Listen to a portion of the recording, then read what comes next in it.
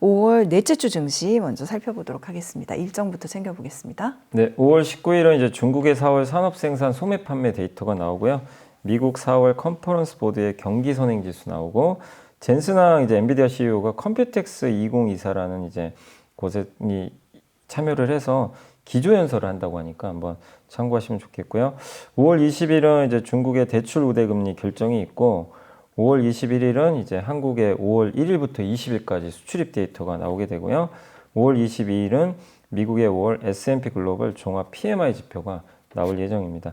그리고 5월 23일은 일본의 4월 소비자 물가 지수, 또 미국의 4월 신규 주택 판매, 그 다음에 우리나라 대선 후보들의 이제 2차 TV 토론이 열린다고 합니다. 네. 이 중에서 어떤 거를 또 제일 주목하고 계세요? 네, 일단 이제 지표상으로는 우리나라 그 5월 1일부터 20일까지 수출 데이터, 요거 좀 보시면 좋겠고, 왜냐면 지금 4월달 수출이 좀 부진했거든요. 근데 5월에도 이런 기조가 이어지면 관세 영향을 좀 받는다고 봐야 되거든요. 그렇죠. 그래서 그걸 좀 지켜보시고, 22일 날은 이제 S&P 글로벌에서 미국에서 발표하는 그 제조업, 서비스업 종합 PMI, 이제 기업들 설문조사해서 지금 좋을 것 같냐, 나쁠 것 같냐, 이걸 예측하는 건데, 지금 최근 데이터들은 계속 좀 안 좋았거든요. 근데 이 부분이 관세가 지금 유예됐잖아요. 어떻게 보면 좀 나아질지 그걸 좀 지켜봐야 될 것 같고, 그 다음에 이제 젠슨항 CEO가 컴퓨텍스에서 이제 기조연설을 하는데, 여기서 아마 이제 또 엔비디아의 또 이제 기술이라든가 또 가장 중요한 게 GB300이라고 이 최신 칩을 아마 하반기에 내놓을 걸로 좀 보이는데, 이게 스케줄대로 제대로 나올지 이런 것들도 중요하거든요. 또 최근에 엔비디아가 또 사우디에 수출한다는 얘기도 있고 중국의 저가 칩도 이렇게 약간 사양을 낮춰서 한다는 얘기도 있는데, 그런 것들에 대한 또 얘기들도 해줄 것 같아요. 그래서 워낙 중요한 이제 반도체 인물이기 때문에 어떤 발언을 하는지에 따라 또 주가 변동성 나오니까 확인하시고, 마지막으로 이제 그 대선 후보 또 2차 TV 토론이 있을 때 여기서 또 공약들이 좀 나오겠죠. 요즘에 공약에 따라 또 약간씩 막 주가들이 막 출렁출렁 되니까 어떤 공약들이 있는지 한번 확인해 보시는 것도 좋을 것 같습니다. 네, 진짜 기대도 되고 궁금하기도 하고 그렇습니다. 자, 반도체주 요즘 분위기가 좋고 그래서 더 관심이 가는데, 이 뉴스 중에 마이크론에 이어서 삼성전자와 SK하이닉스가 D램 가격 인상에 동참했다, 이런 소식이 있었습니다. 그러면 긍정적인 흐름이 앞으로 좀 더 지속이 되겠다, 이렇게 볼 수 있을까요? 네, 그러니까 관세가 좀 제일 부담 요인이고 불확실성인데, 그래도 일단은 유예가 됐기 때문에 긍정적이고, 그 과정에서 일단 마이크론에 이어 하이닉스, 삼성전자도 가격을 올린다는 건 그만큼 공급이 부족하다는 얘기거든요. 수요는 있고. 그래서 당연히 긍정적일 수밖에 없다. 특히 우리나라가 만드는 건 DDR5라는 최신 제품이거든요. DDR4도 요즘에 좀 분위기가 좋지만 DDR5는 이제 굉장히 구조적으로 지금 성장하고 있고, 그리고 우리나라 기업들은 이제 DDR4는 아마 생산을 이제 안 하는 방향으로 가는 것 같아요. 여기 이제 중국이 장악을 하겠죠. 근데 저가 칩이니까 결국 핵심은 DDR5고, 이게 구조적으로 가격이 오르는지가 중요한데, 이거는 관세랑 무관합니다. 여전히 공급이 부족하고 주로 데이터 센터 같은 데 또 많이 들어가기 때문에 이 부분은 좀 긍정적이지 않을까 이렇게 보고 있고, 다만 이제 삼성전자 입장에서 하이닉스는 별로 걱정할 건 없어요. H뱅 워낙 잘하니까 도대체 그 엔비디아 언제 진입할까? 이거에 대한 이제 항상, 그러니까 이번에도 지수가 오르는데 삼성이 안 오른 건 아닌데 하이닉스에 비하면 좀 많이 또 못 올라요. 지금도 보면. 그래서 좀 많은 분들이 답답해 하시는데, 결국 좋은 뉴스는 계속 나옵니다. 근데 본질은 삼성의 HBM3E가 도대체 엔비디아에 언제 들어갈 거냐. 작년부터 다들 그것만 원했는데. 생각해요. 근데 아직도 얘기가 안 나옵니다. 근데 일부 언론에서 뭐 조만간 될 거다, 이런 얘기도 나오는데, 이런 얘기 한두 번 들어본 거 아니잖아요. 그래서 결론이 나야 될 것 같고, 그래서 이 좋은 뉴스들이 나오는데도 삼성전자의 핵심은 그 부분이 있기 때문에 기대를 가지면 실망하니까 아예 요즘 기대를 유보하는 것 같은 느낌. 그래서 주가가 안 가는 것도 같아요. 기대도 안 하니까. 그러니까 나쁠 건 또 없어요. 그렇게 보면. 근데 어쨌든 그 부분이 이제 주가를 결국에 올리느냐 마느냐 결정을 할 것 같습니다. 네, 삼성전자 관련해서 얘기를 좀 더 해보자면은, 이 닌텐도의 새로운 게임기 중에 스위치 2에 들어가는 반도체 제조한다, 이 뉴스 있었는데, 이게 TSMC가 아니고 삼성전자란 말이에요. 그러면 어쨌든 고무적인 거잖아요. 이거 파운드리 반전까지도 기대해 볼 수 있을까요? 이게 물론 그 저사양 칩이에요. 고사양은 아니니까 좀 더 봐야 되는데, 근데 닌텐도가 어떤 기업입니까? 세계적인 게임 회사잖아요. 정말. 그래서 가장 많이 빨리는 게임기인 스위치라는 게임기를 만들었고, 이번에 신제품 스위치 2가 나왔는데 이것도 굉장한 흥행이 보이는데, 저도 전혀 몰랐던 내용인데 여기 들어가는 반도체를 엔비디아 거거든요.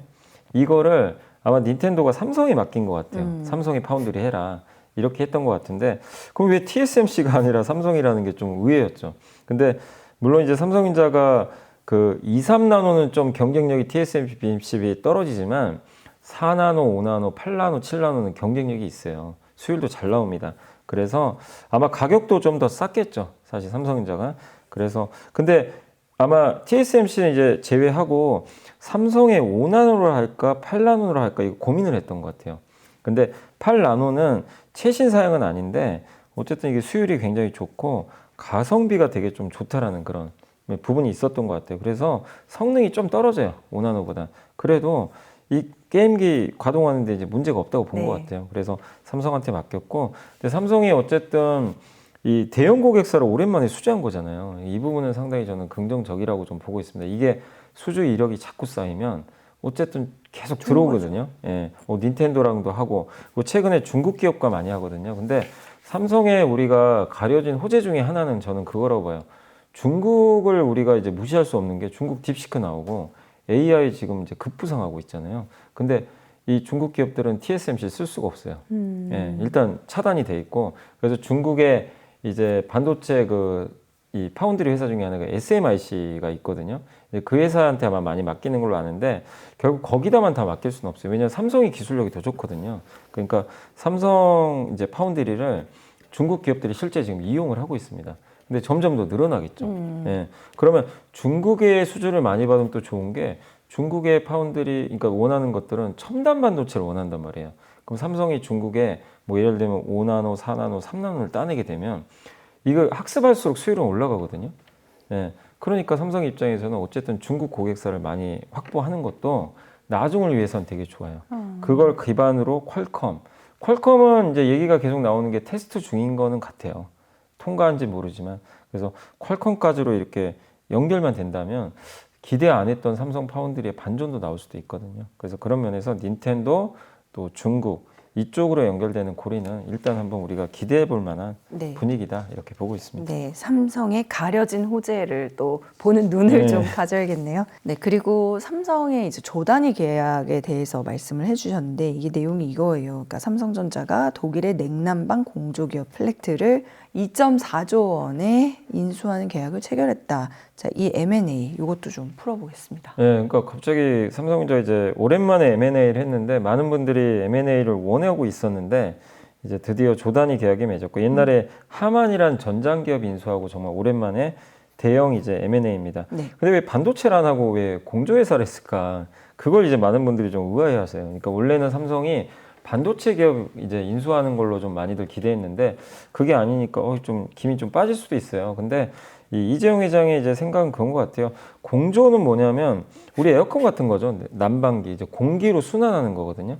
그러니까 우리가 가전제품도 있지만 데이터 센터는 열을 식히는 게 되게 중요해요. 이게 거기가 뜨겁기 때문에.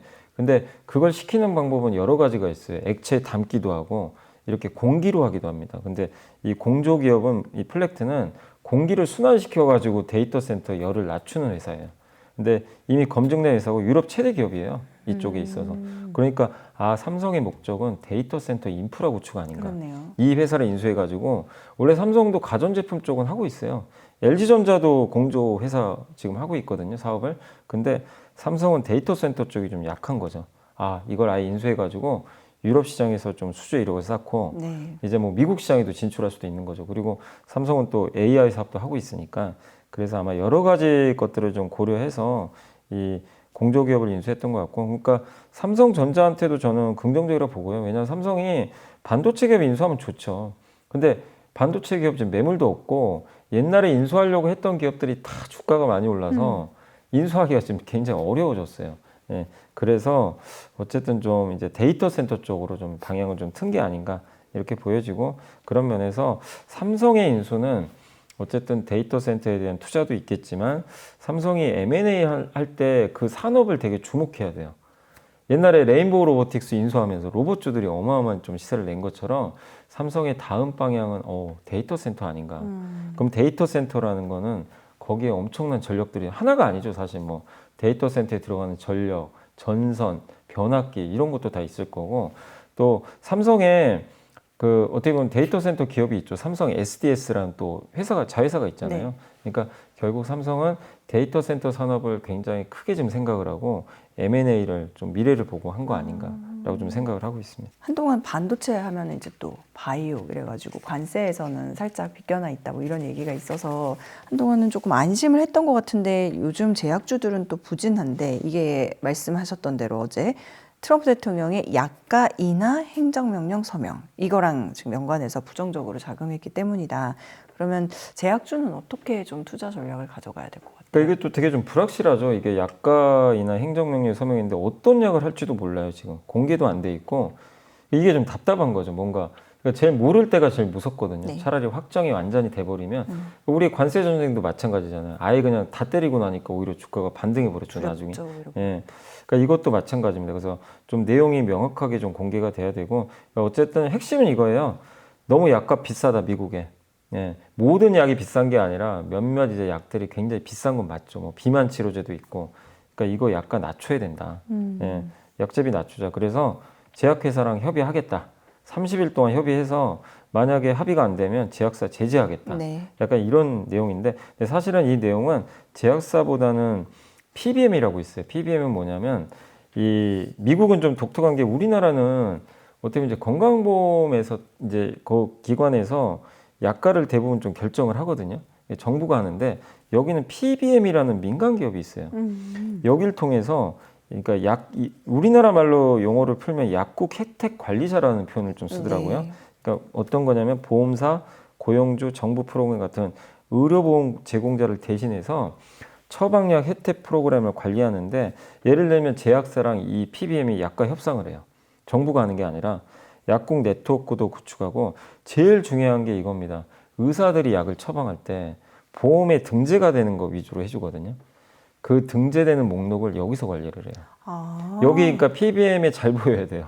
그렇네요. 여기에 올라가야 의사들이 처방할 확률이 그럼 높아지죠. 더 많이 팔리고. 예. 그러니까 제약사는 물론 이제 우리가 그러니까 약이라는 건 우리가 이제 약을 먹지만 최종적으로 처방하는 건 의사 권한이잖아요. 의사가 제일 중요하죠. 의사가 처방 안 해주면 이게 약 매출이 네, 아예 안 나오거든요. 네, 네. 근데 그 전에 PBM이 그 역할을 해주는 거죠. 여기 올라갈 수 있게. 그래서 힘이 막강합니다. 근데 PBM은요, 약값이 비싸면 더 좋아요. 거기서 리베이트를 많이 받아요. 약값에 비례해서. 그러니까 이제 트럼프 대통령이 맹비난을 한 거예요. 너네들 때문에 약값 올라간다. 여기를 이게 이제 타격하겠다는 거죠. 그래서 뭐라고 했냐면 PBM 대신에 우리 정부가 직접 약값 협상하겠다. 제약회사. 그러니까 얘네를 무시하고 바로 들어가는 거예요. 그러면 이제 약값이 떨어질 수 있잖아요. 그걸 노리는 거예요. 그러니까 사실은 제약사보다는 이 PBM의 잘못된 이 관행을 없애버리겠다. 예. 그래서 우리 정부가 나서서 미국 제약사 한번 바꿔보겠다. 약가를 낮추고. 그러면 미국 국민들이 저 혜택 받는 거 아니냐 이런 겁니다. 근데 어쨌든 약값이 인하되면 뭐 제약주한테도 매출이 줄 수 있어서 좋은 건 아니니까 이런 부분들이 일단 이제 미국의 제약 바이오를 좀 약간의 위축을 시켰고 그러다 보니까 우리나라 이제 미국에 뭐 약 같은 거 공급도 하고 수출도 해야 되니까 네. 이게 좀 전반적으로 불편하게 작용한 것 같아요. 그렇지만 어쨌든 지금 제약주는 이걸 반영해서 이미 빠졌고 특히 우리나라 같은 경우는 이번에 뭐 FDA 승인 받고 나간 그 제품들이 이제 막 승인 받은 거고 아직도 준비하는 기업들도 있는데 그렇게 출시한 지 얼마 안 되는 약까지 아니면 지금 준비 중인 약을 만약에 약가 인하 대상에 넣어버리면 누가 개발을 하려고 하겠어요. 동력이 떨어지죠. 엄청난 돈을 들여서 지금 해놓은 건데 그래서 아마 좀 만든 지 오래되거나 나온 지 아마 규모가 굉장히 큰 그런 그 약품들 위주로 아마 이렇게 약가 인하 할 거기 때문에 우리나라에는 그렇게 큰 피해는 저는 없을 거라고 좀 생각은 하고 있습니다. 네. 관세랑 무관하게 이제 성장하는 대표 산업은 뭐 AI라는 데는 아무도 이견이 없으실 것 같고요. 근데 이 AI 산업이 성장하려면 결국은 또 전력 공급이 안정적으로 돼야 되거든요. 그러면 전력 생산 관련 산업은 앞으로도 꾸준히 성장할 거다. 이렇게 분석하는 시각이 당연히 설득력을 얻고 있는데 여기서도 투자 아이디어를 좀 얻어볼 수 있을까요? 힌트. 그러니까 이제 그 핵심은 그거죠. 아까 제가 이재용 회장님 말씀을 해드렸지만 네. 이제 그 데이터 센터거든요. 모든 중심이 지금 다 데이터, AI를 하려면 데이터 센터가 필수고 데이터 센터 때문에 또 전기가 엄청나게 필요하잖아요.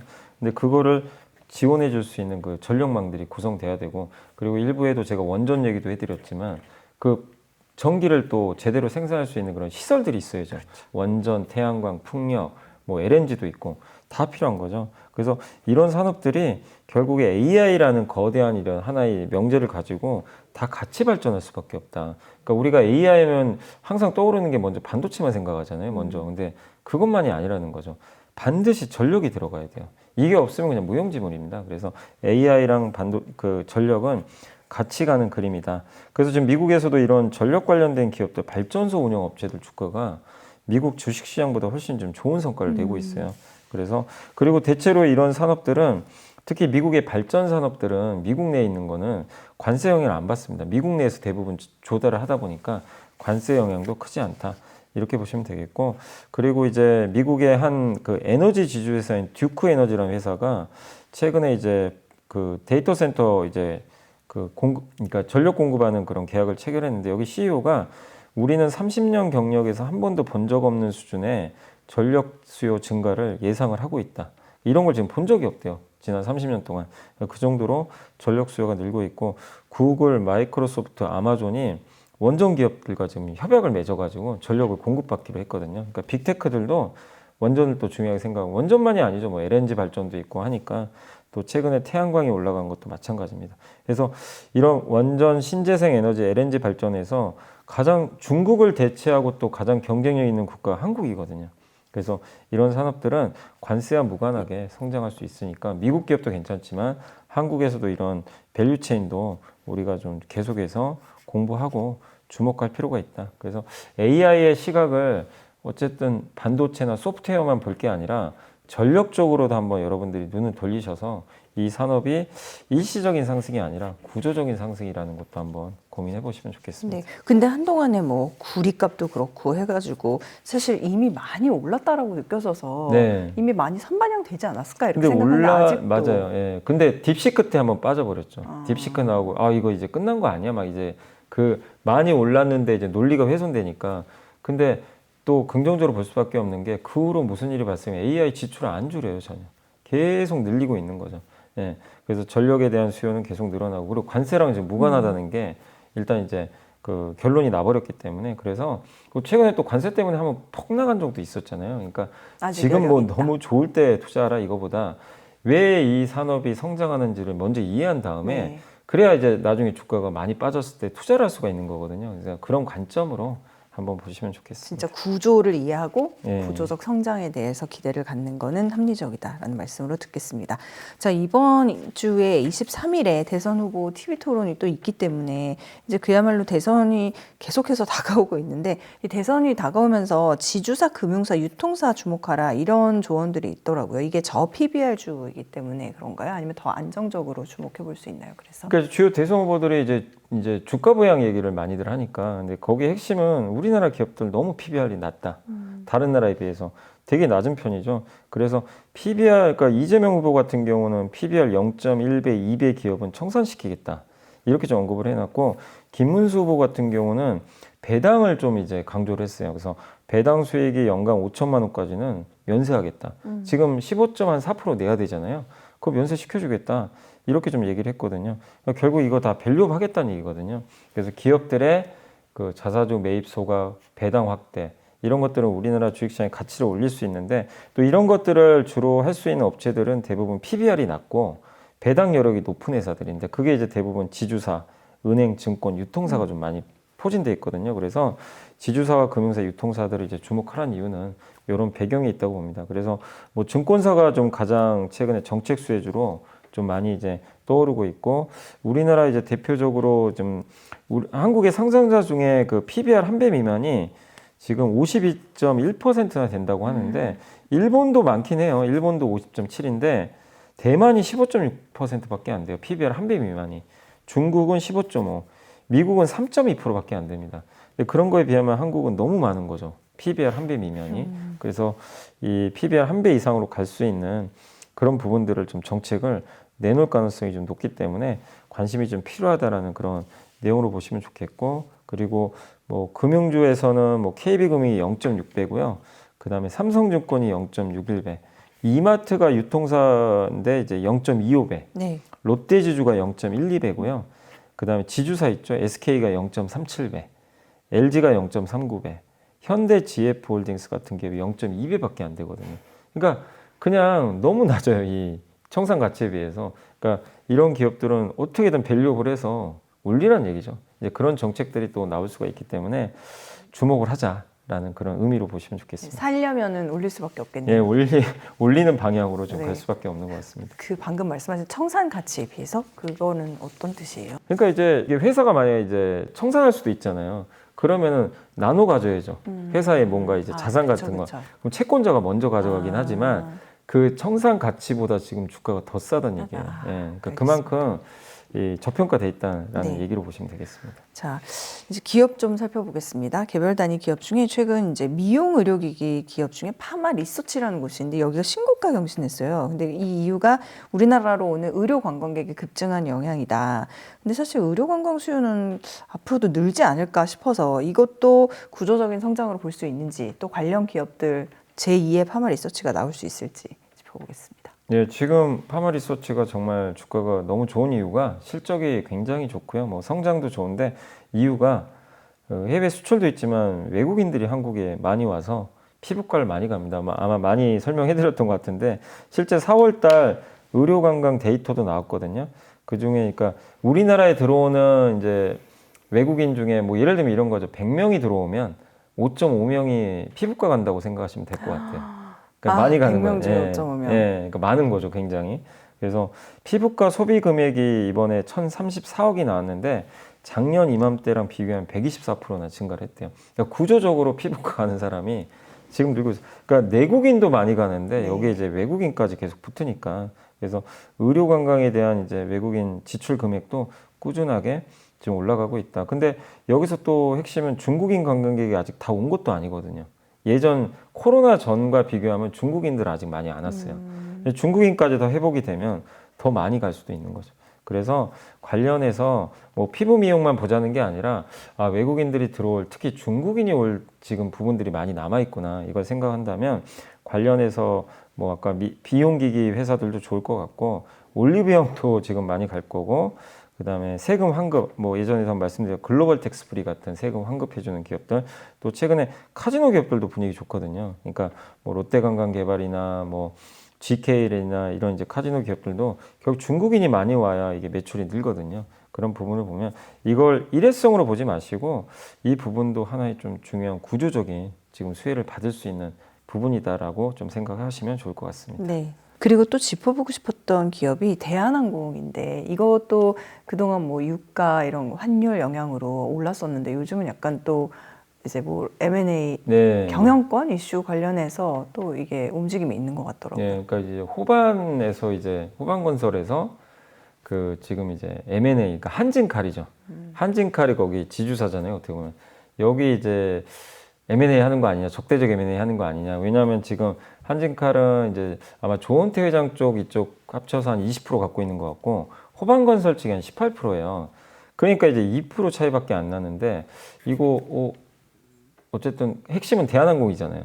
대한항공을 이제 편입할 수도 있기 때문에 만약에 이겨버리면 그래서 M&A 하려는 거 아닐까? 그래서 한번 주가가 막 상한가 간 적이 있는데 주가가 아주 요동을 치고 있습니다. 근데 지금 어쨌든 지분 경쟁이 일어날지는 우리가 알 수는 없지만 그런 조짐이 보이다 보니까 시장은 이제 거기에 대해서 좀 관심을 갖고 있는데 근데 거기서 캐스팅 보드를 역할을 할 그 주체는 산업은행이에요. 산업은행이 제가 알기로는 지분 한 11%인가 갖고 있을 거예요. 여기서 어디로 갈지 모르죠. 그러니까 정부가 중요한 역할을 할 수밖에 없는 건데 뭐 아니면 누구 편도 안 들 수도 있고요. 예, 그래서 M&A가 될지 안 될지는 모르지만 시장은 혹시라도 적대적 M&A 되지 않겠냐 이렇게 보고 있는 것 같고 그만큼 이제 대한항공이 탐이 나는 거죠. 왜냐하면 또 아시아나항공과 이제 합치게 되면 굉장히 큰 기업이 될 수밖에 없기 때문에 그래서 대한항공에 대한 가치에 대한 부분은 또 재평가가 가능한데 다만 대한항공 자체는 이제 환율도 떨어지고 유가 떨어져서 긍정적으로 저는 개인적으로 보지만 한진칼 투자는 주의는 하셔야 돼요. 왜냐하면 지금 뭔가 명확하게 결정된 것도 아닌데 이제 적대적 M&A 막 그런 얘기들이 나오다 보니까 주가가 하루에 막 30% 올랐다가요. 다음날 막 15% 빠져요. 이건 뭐 어떻게 할 방법은 없는 그렇죠. 거죠. 그래서 한진칼은 우리가 예측이 불가능하기 때문에 거기에 대해서 뒤늦게 막 무조건 되겠지 하고 쫓아가는 건 굉장히 위험하다. 과욕일 것 같아요. 예, 좀. 그러니까 그렇죠. 알 수가 없잖아요. 어떻게 될지. 그래서 좀 관망하시는 게 좀 필요할 것 같습니다. 그러니까 모를 때가 가장 두려운 네. 시기라고 말씀하셨는데 그 말을 좀 되새겨야겠습니다. 그 다음에 아까 그 밸류업 얘기하실 때 또 생각났던 기업이 하나 있어서 셀트리온도 이게 주가 부양을 위해서 자사주 소각 발표했잖아요. 네. 그러면 사실 바이오 중에서 가장 대표적인 어떻게 보면 주식 중에 하나라고 네. 할 수 있는 셀트리온 투자자들에게는 또 어떤 조언을 주실 수 있어요? 그러니까 자사주 소각 너무 좋은데 이제 관건은 그게 규모가 이 셀트리온 덩치가 큰 회사예요. 덩치가 큰 회사에 비해서 만약 뭐 1,000억 정도면 적은 수치는 아니죠. 근데 시총이 굉장히 크잖아요. 예, 그러니까 그게 금액이 시총과 비교하면 굉장히 좀 작아요. 작다. 예. 만약에 1조짜리 회사가 1,000억을 해요. 그럼 10%니까 그렇죠. 엄청난 거죠. 엄청난 거죠. 근데 셀트리온은 그 뭐 시가총이 엄청나게 큰 회사이기 때문에 이게 1,000억을 해도 전체 규모에 비하면 이게 많진 않거든요. 그래서 파급력이 좀 약하긴 해요. 하는 것 자체는 너무 좋은데, 근데 왜 이렇게 주가가 좀 부진하냐면 본업에 지금 이게 성장이 지금 잘 안 나와요. 그러니까 어떤 거냐면 그동안 이제 실적 발표 보면 자꾸 기대치를 좀 하회하는 부분도 있는데, 미국의 그 신약 작년에 이제 진펜트라라는 신약을 내놨어요. 근데 바이오시밀러 신약인데 작년에 이제 셀트리온도 기대를 했고 증권가도 기대를 많이 했거든요. 매출이 생각보다 안 나와요, 지금. 매출 성장이 안 나옵니다. 그래서 원래 올해 7천억 예상했어요, 매출을. 이번에 회사 측에서도 3,500억인가 3,000억을 낮춰버렸어요, 전망을.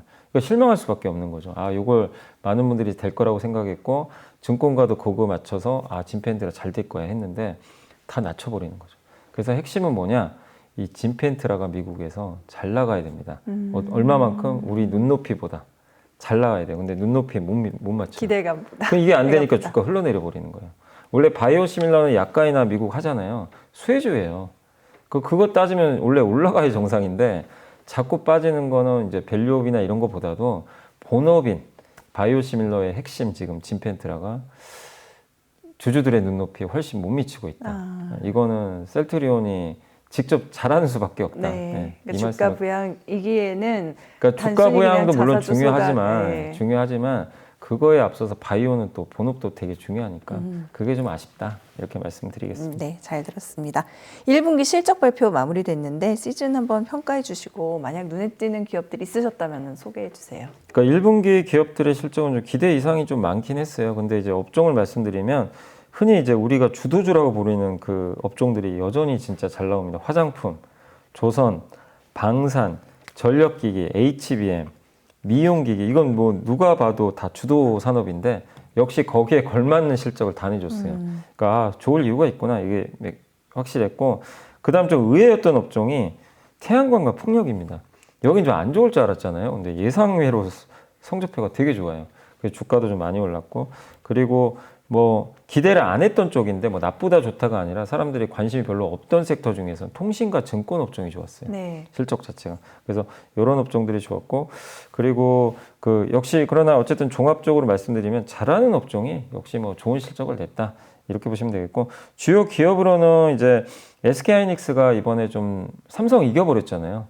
그게 좀 특징적이었고, 하나솔루션 태양광인데 정말 예상보다 훨씬 좋은 실적을 내서 주가도 좋았고 깜짝 놀랐고, 역시 그 화장품 쪽에서는 APR 기대감이 되게 높았어요. 실적 발표 전부터 CEO가 우리 매출 성장하겠습니다 했는데 그 매출 성장을 뛰어넘어 버렸어요. 네. 분기에 거의 한 70% 성장한 것 같더라고요, 매출액이. 그래서 주가 좋았고, 파크 시스템즈는 세계 1등 원자 현미경인데 산업용 반도체 검사하는 현미경이거든요.